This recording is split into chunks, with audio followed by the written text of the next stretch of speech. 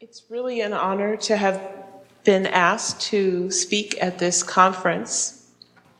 And I regret that Dr. Zahodne and I can't be there in person to meet and discuss with all of you.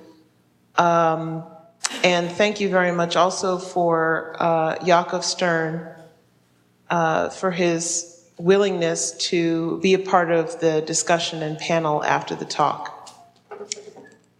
Dr. Zahodne and I were asked to give a review of some of our thoughts about methodological issues in research on bilingualism and cognitive aging outcomes. Here's an overview slide of my talk. I'm first going to go over some of the evidence for protective effect of bilingualism on cognitive aging and dementia. We'll discuss causal relationships, both potential forms of evidence and also threats to causal inference when it comes to establishing a causal link between bilingualism and cognitive aging. We'll discuss the issues that are related to assessment of cognitive level versus change in cognitive function over time in aging. We'll go over potential confounds and some of the opportunities that present themselves when we properly measure and assess the role of these confounds.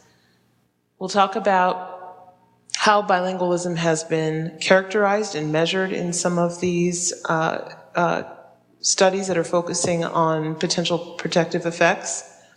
We'll review an example study that Dr. Zahodne and I conducted in Washington Heights in New York City, and we'll go over some recommendations for future research. This slide is a review of, I think, a pretty comprehensive list of the studies that exist on the relationship between bilingualism and cognitive function in later life. You can see that the studies that show a protective effect tend to be those that are cross-sectional in design and involve retrospective recall of age at onset. The studies that have failed to find a protective effect of bilingualism on cognitive aging or risk of developing dementia are longitudinal in design. They look at change in cognitive function over time and also focus on incidence of cognitive function.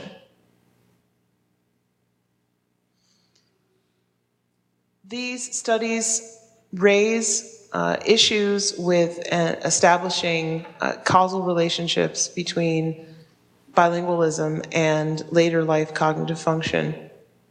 And research that helps to establish a causal relationship between variables and outcomes could be randomized experiments where, say, we take a group of people and assign one group to become bilingual and the other one to remain monolingual.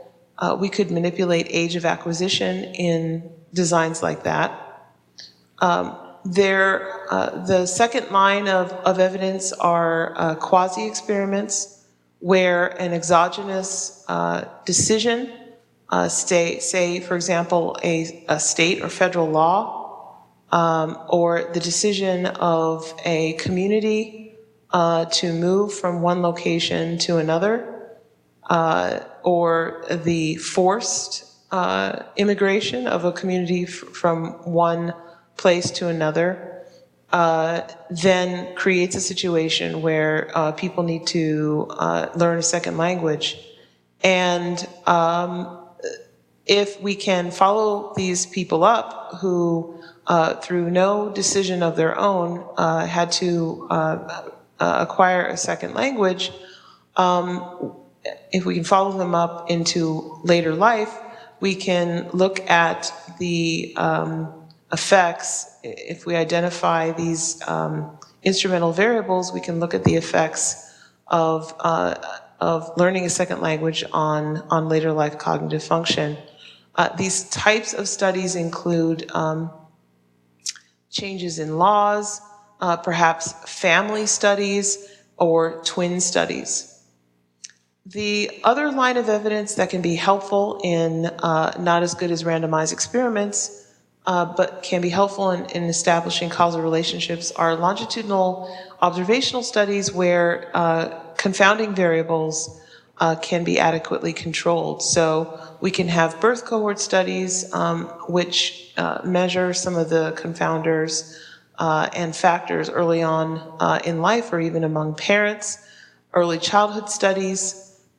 It's in a study of dementia, it might be better to recruit people in midlife before the neuropathology of Alzheimer's disease or cerebrovascular disease begins and messes up your relationships between your predictors and outcomes.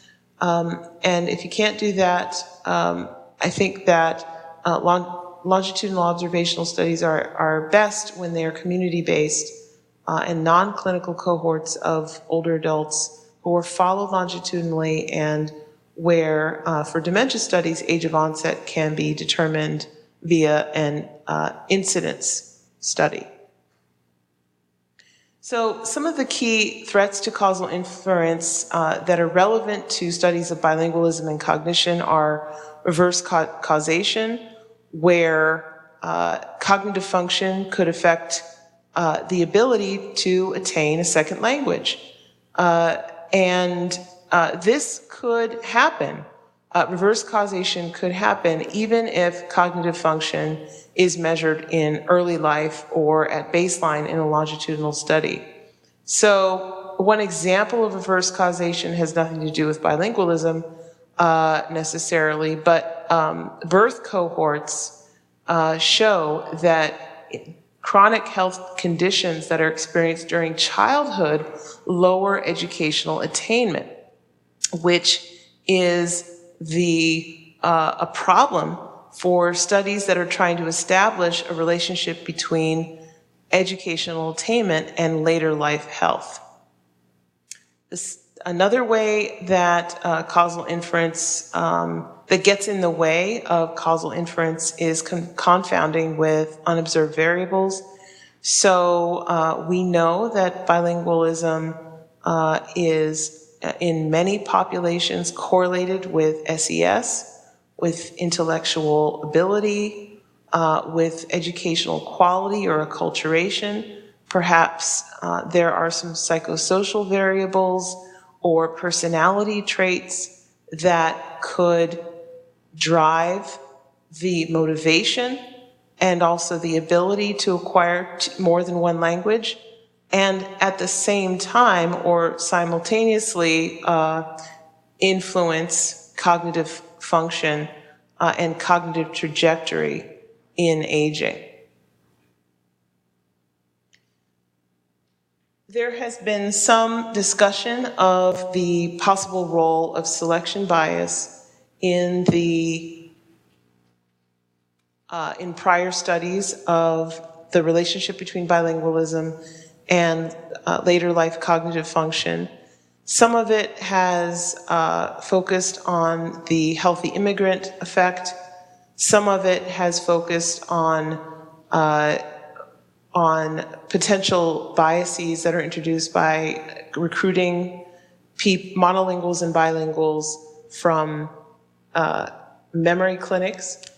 The healthy immigrant effect was described in a 2014 publication as essentially the fact that immigrants in many different settings seem to have lower mortality than the people who remain in the native country and don't immigrate.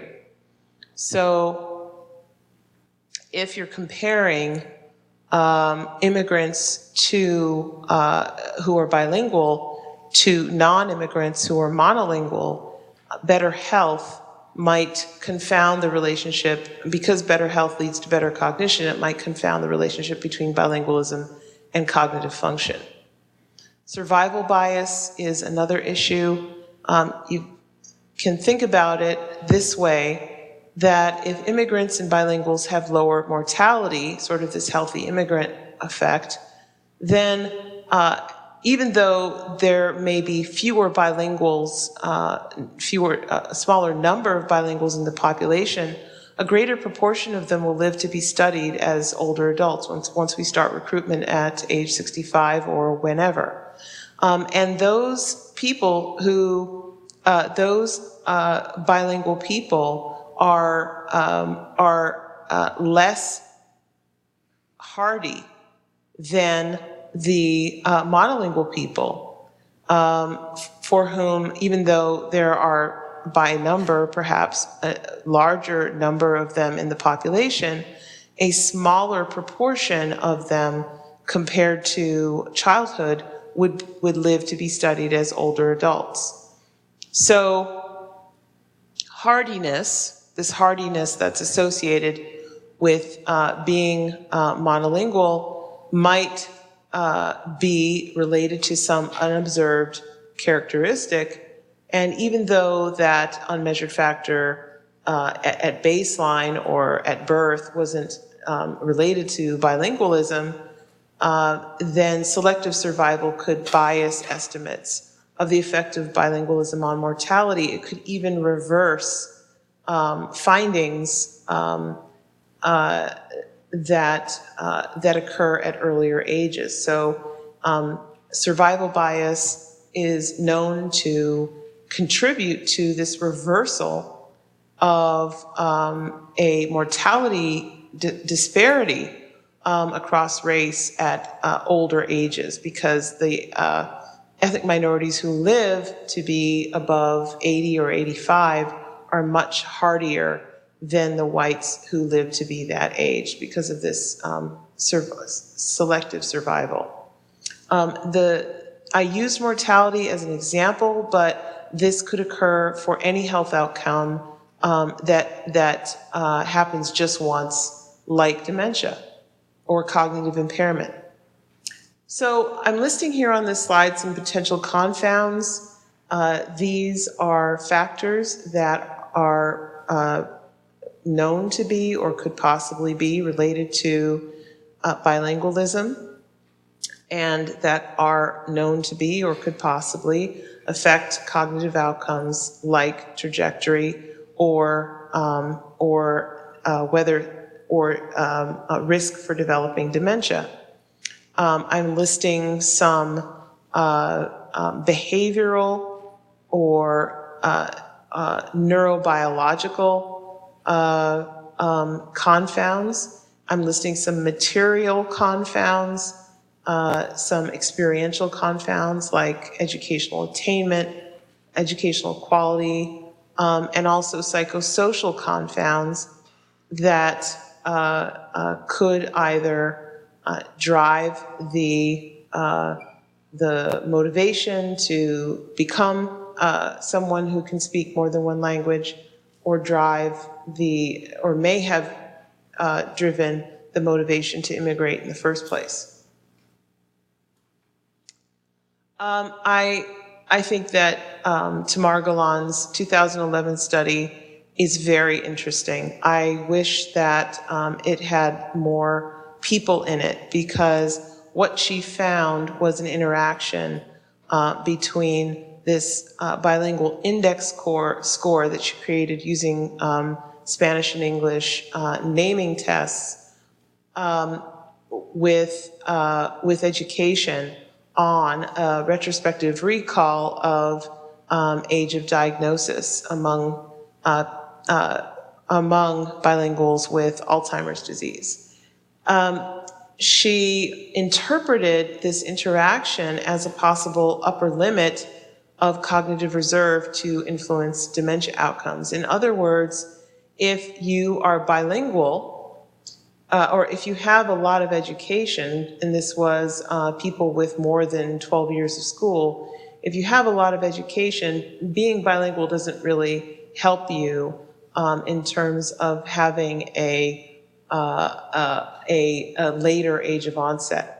But the real effect was in people with low education, where those people who had a lower bilingual index or were less bilingual were likely to also to have an earlier age of onset.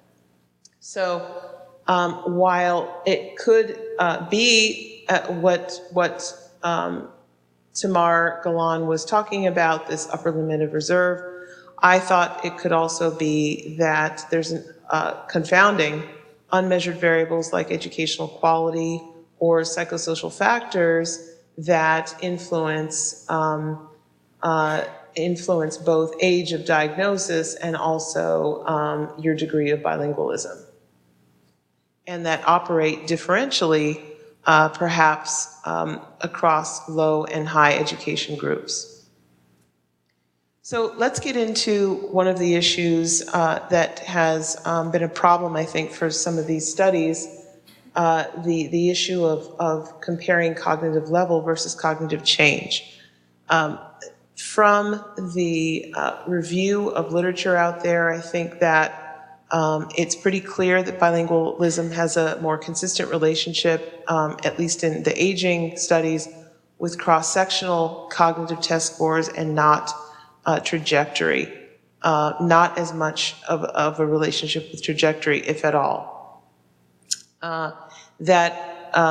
Similar to years of education, this is also true of years of school, the effect on intercept is, of bilingualism on intercept is significantly larger than the effect of bilingualism on slope. And this effect of intercept seems to be independent of potential confounders like years of school and immigration age. At least that's what we found, and I'll review in just a minute. In a way, this is not so bad, because the point at which you start off your cognitive function as you get older might be the most relevant variable. I think everyone in the room would probably rather start off high if they knew that everyone is pretty much going to decline at the same rate. Because if there's a threshold for developing dementia, those people who start off at a higher level take longer to reach that threshold. And here I'm using a study by Bob Wilson and his colleagues at Rush. This, again, was using as a predictor years of education. And here you can see the slopes of change in global cognition over the course of several years of study in this longitudinal cohort. And really what he's showing is that there are pretty significant differences in where people with 16 versus 12 versus 8 years of school start off in terms of their global cognitive scores, but they're all declining in the same way, at the same rate over time. If you then add a theoretical diagnostic threshold here for once your cognition gets below a certain level, you're going to be diagnosed with dementia, then the people who start off lower are going to reach that threshold more quickly than the people who start off higher. So if bilingualism does have an effect on level, it's not unimportant because it may very well protect you from a diagnosis, because it's going to take you longer to reach that threshold. But I'm not sure that that is what the definition of reserve is, and this group will hear from Yaakov tomorrow to see if he agrees. I think that as a result of this issue, prospective longitudinal studies are really critical for work on bilingualism and later life cognitive decline. It will help us avoid some of these problems of reverse causation and selection bias. It will help us avoid a conflation of cohort effects of bilingualism on cognition. In other words, people who attain two languages in the 1960s in the United States may be very different than people who attained two languages in the 1980s in the United States. We need to follow these people over time and look at trajectory as opposed to just compare their starting point. It can reduce, longitudinal studies can reduce measurement error. That absolutely is more of a problem when there's only one time point. I think just like we were talking about starting point in the prior slides, it could be that the most successful outcome is stability, even if you start low. So trajectory, regardless of starting point, is an important outcome. And we also know that we can avoid, if we start off with people who are cognitively intact, some problems with respective recall that come up when clinic-based samples are asked to, or even community-based cohorts who have dementia at baseline are asked to recall their age of onset. And I think that there's some convincing evidence that cultural and educational factors do influence why people show up to clinics and therefore and who brings them to clinics and therefore have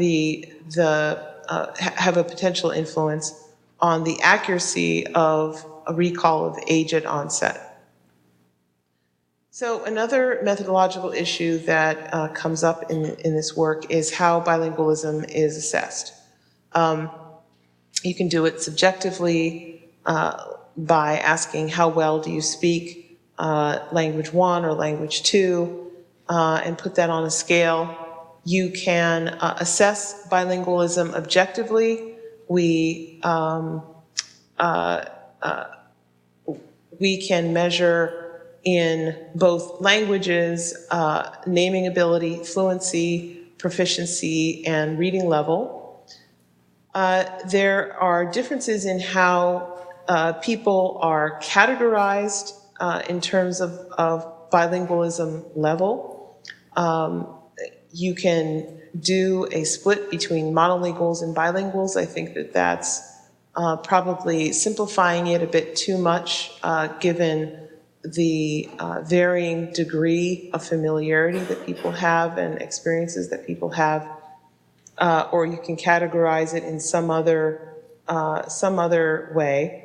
But I really like the idea of creating index scores that Tamar Golan did in 2011.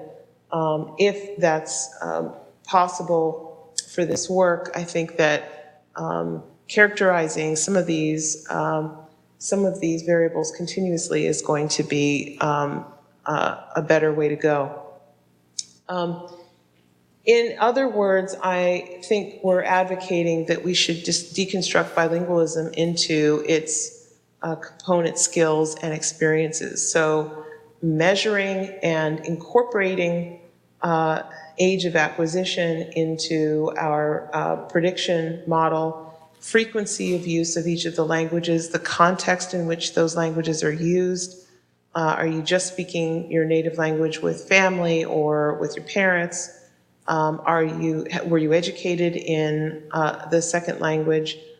Are you using it on a daily basis in your job, or so on? And also the proficiency level, and really all of you in the audience know way more about this than I do. Proficiency level with respect to comprehension, fluency, reading level, and also switching back and forth, perhaps switching speed, has more to do with some of these, with the protective effect than absolute fluency in each of the languages. One of the problems with deconstructing bilingualism in this way among older adults is that there is some evidence, and it's not very convincing because there's not a lot of studies on it, but there is some evidence that the second language learned declines in people once they develop dementia. And if we're going to have a reserve variable, it's my opinion that that reserve variable shouldn't change in the face of dementia. That's why education and reading level are such neat ways of characterizing cognitive reserve, because you can get at what that premorbid level was, and be assured that when somebody gets dementia, their years of education isn't going to go down. But the problem with level of bilingualism or degree of bilingualism, or this bilingual index score, would be if Alzheimer's disease or dementia decreases effortful retrieval and therefore decreases your ability to retrieve what you need to speak the second language that you learned. There's some evidence by caregiver reports and also regression to the first language in people with dementia, reduced control over language use and switching. There's a number of studies that have reported that, and reduced fluency. And I also want to point out that these, although most of these studies are in people with diagnosed dementia who crossed over the threshold, this may affect people in the mild cognitive impairment or preclinical stages as well. So let me take you through an example of a study that we did in Washington Heights to give you some context for some of these methodological issues and try to convince you that we did a pretty good job of addressing them. The goals of the study were to look at the independent effect of bilingualism on cognitive aging, trajectories, and to determine if bilingualism in our cohort protected against development of instant dementia. We did this in people who were all immigrants. They were followed prospectively. We recruited monolinguals and bilinguals from the same community. We measured and tried to control for confounders. We used both subjective and subjective measures of bilingualism, and we gave multiple measures of cognitive function across different domains to try to see if there was an effect of bilingualism, whether it was affecting some cognitive functions more than others. This study has been funded since 1992. The PI is Richard Mayu, and it is a study of Medicare-eligible older adults, all age 65 years and older, who live in the neighborhoods of Washington Heights, Hamilton Heights, and Inwood, which is around the Columbia University Hospital in northern Manhattan. In 92, a little over 2,000 people were recruited. The cohort was refreshed in 1999, and we've just added another 2,000 people, and we're following them every 18 to 24 months. We go to their home and administer measures of neuropsychological test performance, a medical interview, measures of function. We take height, weight, blood pressure. It's a lot like a clinic visit, but we are going to them and not asking them to come to us, and we identified them as people who live in the neighborhood. As a result of that approach, the cohort is entirely reflective of the neighborhood that was part of the original catchment area. So about 20% of the cohort is non-Hispanic and white. They self-identify as that. About 30% are non-Hispanic and Black, and then 45 to 50% of the cohort identify themselves as Hispanic. So for this particular study, we required that all of the people self-identify as Hispanic, and Hispanics can be of any race. This is using census criteria. That they were born outside the United States. We didn't select on this, but just because of how the neighborhood is, all of the people who were Hispanic and identified as Hispanic and born outside the United States were born in Spanish-speaking countries. We required that they all were tested in Spanish because there were so very few of them who, once we decided that they needed to be born outside the U.S. and were Hispanic, actually chose to be tested in English. So we give people that choice when they first enter the study, and a little over 93% of these people choose to be tested in Spanish. We required that these folks were not demented at their initial visit, so they performed normally on measures of cognition and function, and that they were followed up at least once. And when we did the study, we identified a little over 1,000 people who met these criteria who were in the study. We defined bilingualism as English proficiency. That made sense to us because everybody in the study chose to be evaluated in Spanish. Spanish was their primary language.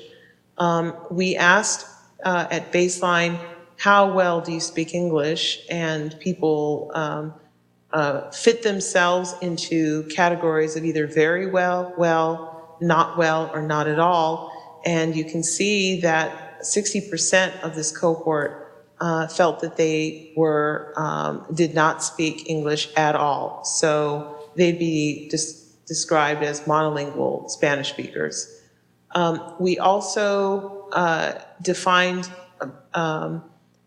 bilingualism or validated that subjective measure by using a measure of reading recognition from the Wide Range Achievement Test. It's an English reading recognition scale, which was significantly and positively associated with self-reported English proficiency.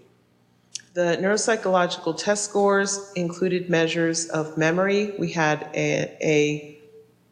we used the selective reminding test that includes indices of total learning, delayed free recall, and delayed recognition. We included measures of language such as naming, comprehension, and repetition. Our executive function measures were category and letter fluency, verbal abstract reasoning, nonverbal abstraction.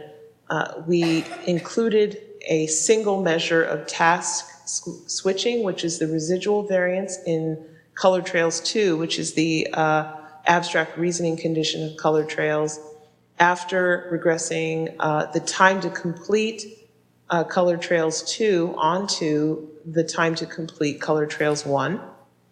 And psychomotor speed is the composite of time to complete color trails 1 and time to complete color trails 2. So these measures were used to create domain composite scores for memory, language, executive function, and speed, in which we created z-scores using the means and standard deviations at the initial visit, and then averaged z-scores for the measures within each domain to create a domain composite score. I sort of hinted at this before in the earlier slide, which is that in YCAP, we make a consensus diagnosis at each follow-up, at baseline and each follow-up. This consensus diagnosis is based on review of their interview and their neuropsychological test scores. We are blind to their prior diagnosis. So if somebody is deemed to be close to dementia cutoffs at baseline and then does fine on the next evaluation, we don't continue on or carry on a diagnosis of MCI. It's determined at each visit. And then dementia criteria were based on DSM-3, and then the cause of dementia was diagnosed according to, if there was dementia, published research criteria.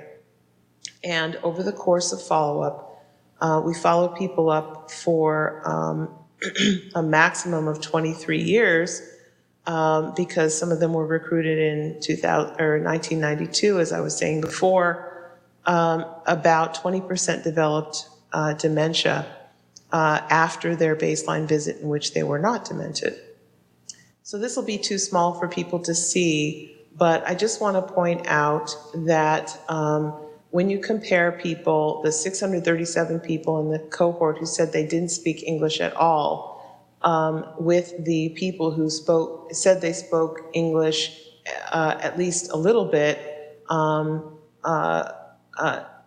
the differences across the cohort were most striking in terms of education. The mean years of school for the monolinguals is 5 years. The mean years of school for the bilinguals is about 8 years. Men are more likely to be bilingual. And the Dominican, all of these people in our cohort were immigrants, as I said before, and most of them are coming from either Dominican Republic or Puerto Rico. This is a neighborhood where there's a lot of Caribbean Hispanics, and most of the monolinguals, or a disproportionate number of the monolinguals, were from the Dominican Republic, whereas a larger proportion of the bilinguals were from Puerto Rico. There were obvious and predictable differences in age of immigration. So the mean age for monolinguals was later on in life, age 48, whereas for the bilinguals it was a little bit earlier in life, age 34. And then we found significant differences on these cognitive composite scores of executive function, memory, language, speed, and our index of task switching. There were no differences in number of years of follow-up across the two groups or number of assessments, but of the people who developed dementia, there was a higher number of people among the bilinguals. Among the monolinguals. There was a higher proportion of people who developed dementia among the monolinguals. The goal of the first analysis was to look at cognitive trajectories of people who were initially not demented and compare bilinguals with monolinguals. So this is a growth model, and this is the type of model that was applied to the data. You can see that there's a latent factor for intercept or initial score. I'm using memory here as an example. And then there's a latent factor for change over time. And the relationship of covariates and bilingualism is going to be assessed on these two latent factors, each of these two latent factors. You can see the things that feed into the latent factor are these cognitive composite scores at time 1, time 2, time 3, time 4, and so on. I just didn't make all the boxes, but we could have 5, 6, 7, 8, 9, 10 boxes or so that represent the memory score for each person as they're followed over time. And the we're looking for the effect of bilingualism after we adjust for these key covariates, which in this analysis included sex, years of school attained, country of origin, percent of life in the US, and whether they were recruited in 1992 or 1999. These growth models revealed that in the entire cohort there was decline in each cognitive domain, each of the 4 cognitive domains, and that bilingualism, even after adjusting for the covariates, was significantly related to intercept or initial level of performance on measures of executive function and memory. But bilingualism was not in any domain related to change over time or slope. Language and speed, there was never a relationship even between bilingualism at baseline or the initial level of performance on these domains.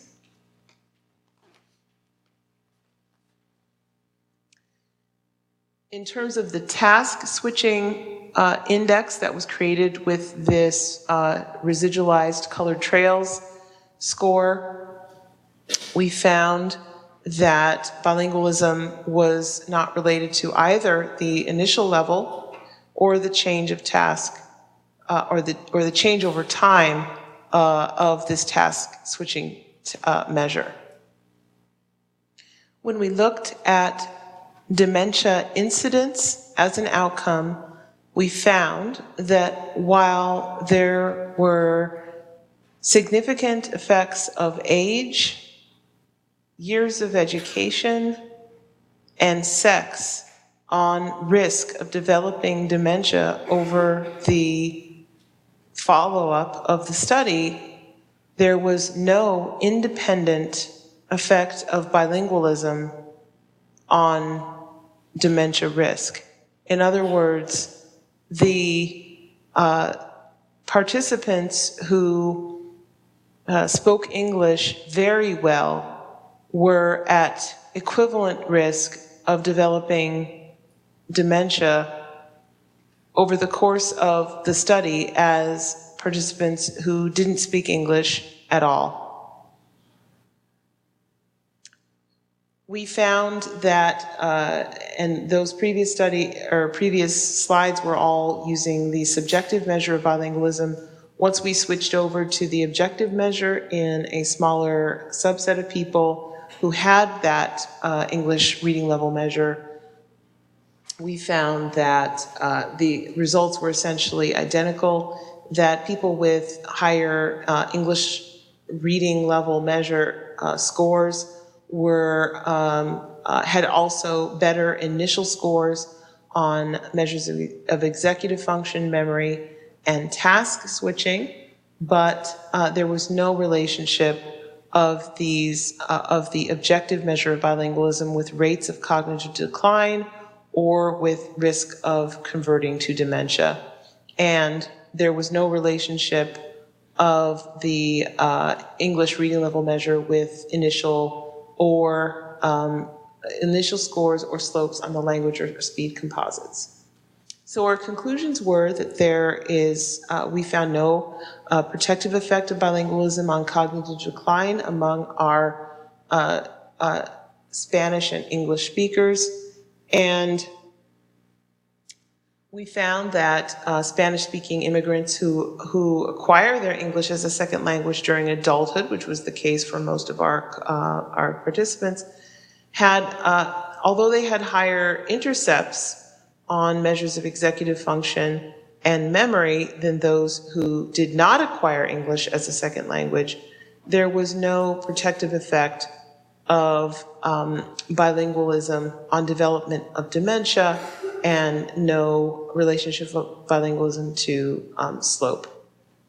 And that this protective effect of bilingualism on dementia conversion in an unadjusted model was accounted for by other related variables like educational attainment, country of origin, and age of immigration.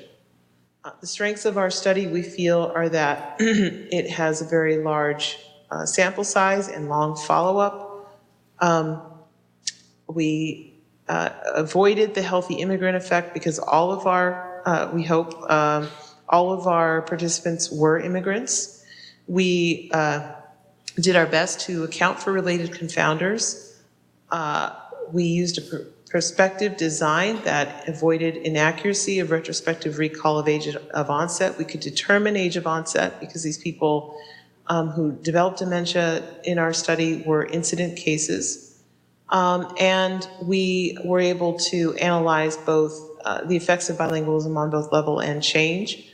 We assessed multiple cognitive domains. Our cohort is representative, and that we think improves on some aspects of selection bias that are introduced when people are identified through a specialized clinic or even advertisements in the paper for bilinguals who will answer those ads and come in and volunteer for study. We measured bilingualism both objectively and subjectively, but we recognize there are some weaknesses, particularly with the generalizability of our findings to people in other settings. We had a pretty low number of people who were balanced bilinguals because the place where we recruit from is a Spanish-speaking enclave, Washington Heights, and so there's really very little reason for most people to go out and to learn English. They can survive completely in this neighborhood without speaking English. But there still is a variability, and the nice thing is that they're all living in the same neighborhood with similar socioeconomic and other conditions, so that we are in a better position of isolating the unique effect of bilingualism. We can't generalize to cohorts of people who acquired English simultaneously as their other language, or who became bilingual as children, because most of the people in our study immigrated as adults and were born and educated in Spanish, or born and speaking Spanish, and also were educated in Spanish. There might be a problem in that maybe the particular languages we chose to study aren't the ones that create the reserve that may be associated with bilingualism, because perhaps Spanish and English are too similar to one another, or are not challenging the brain in the same way that learning or switching between two other languages may. We didn't have any direct measurement of early life factors, so that we do have a problem with reverse causation. It could be that people who have low memory and executive function from the start also have a problem then, once they immigrate to the United States, have a problem learning English. And we wish we had asked our participants the frequency and context of their use of both languages, and also when they acquired and how they acquired English. We don't actually, we can assume that for most of them it was when they moved here, but that's not a great assumption, since the educational and cultural differences across these different Caribbean countries or territories differ quite a bit. So the recommendations that come from all of this are, we need prospective longitudinal cohorts. I think that it's important to recognize the limits of clinic-based studies when it comes to studies of cognitive reserve. I think that We also need to recognize that imaging studies are just as susceptible to threats like reverse causation as studies that involve no imaging or cognitive outcomes. We need to measure confounders. I think we have a great opportunity here because there could be some interesting interactions of some of these confounders with degree of bilingualism, in the same way that Tamar Golan looked for an interaction between a confounder of bilingualism, years of education, and degree of bilingualism in her age of onset study. We need to assess, I think, multiple cognitive domains. Executive function is critical, but when it comes to reserve, it may be that that measures of delayed recall or learning efficiency or perhaps language are more susceptible to these effects, or perhaps better protected by the kind of activity and engagement that bilingualism provides. I think that we need to deconstruct bilingualism into the skills and experiences that go along with it, and when we do that, we'll be in a better position to look at some of the potential mechanisms that underlie these relationships. Identification of natural experiments where people who, without any effort of their own, may be exposed to another language and learn that other language, whereas other people, similar people, would not. Identification of these sort of quasi-experiments and instrumental variables could really provide some much harder evidence for a relationship between bilingualism and later life cognitive aging, if we can find those examples and find aging data among people who were subjected to perhaps some of these law changes state by state. I think we have an opportunity for collaborative studies if we can harmonize measures of bilingualism, of cognitive outcomes. We could increase the sample size of some of the studies that have suffered from small sample size and are really trying to do similar things.